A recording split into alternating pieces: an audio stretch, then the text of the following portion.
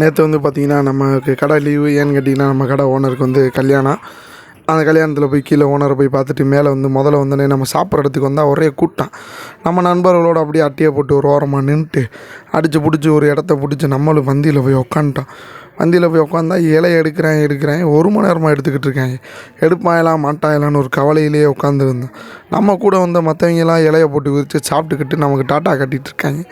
நம்ம வேகமாக நான் அடித்து முடித்து மறுபடியும் நம்ம இலைக்கு ஒரு வழியாக வந்து தயிர் சட்னியை கொண்டு வந்து வச்சுட்டாங்க.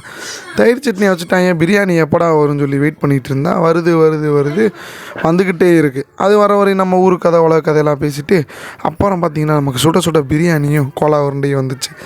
அதை நம்ம சாப்பிட்லான்னு சொல்லி திரும்பி நண்பர் இலையை பார்த்தா அவர் இலையில பிரியாணியை காணோம். என்னடாண்டா அடுத்த ரவுண்டு எடுத்துகிட்டு வர போயிருக்கோன்னு சொல்லிட்டாங்க. அப்புறம் அந்த பிரியாணியை சாப்பிட்டு முடிச்சுட்டு கல்யாணத்து மாப்பிள்ளைக்கு ஒரு வாழ்த்தை சொல்லிவிட்டு கிளம்பி கீழே நடந்து வந்த ஃப்ரெண்டோடு வந்து நம்ம வந்து மண்டபத்துலேருந்து வெளியே கிளம்பியாச்சு. எங்கே போகிறோன்னு பார்த்தீங்கன்னா ஊர் சுற்றுறேன். வேறு என்ன, லீவில் காரில் அப்படியே நம்ம ஃப்ரெண்டெல்லாம் ஏற்றிட்டு அப்படியே நம்ம ஊர் இயற்கையை ரசிச்சுட்டே நம்ம நண்பர்களோட ஒரு பயணத்தை போட்டோன்னா அப்படியே அந்த சாப்பிட்ட பிரியாணிக்கும் அந்த ஊர் சுற்றுறதுக்கும் அவ்வளோ அருமையாக இருக்குங்க.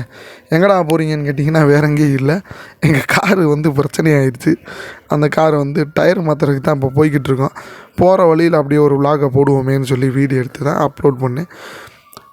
இதை எடிட் பண்ணி முடித்து நேற்று போட முடியலை, இன்றைக்கி தான் போடுறேன். மறக்காமல் நம்ம சேனலை சப்ஸ்கிரைப் பண்ணிடுங்க, ஃபாலோ பண்ணிடுங்க. அப்புறம் பார்க்கலாம். பாய்.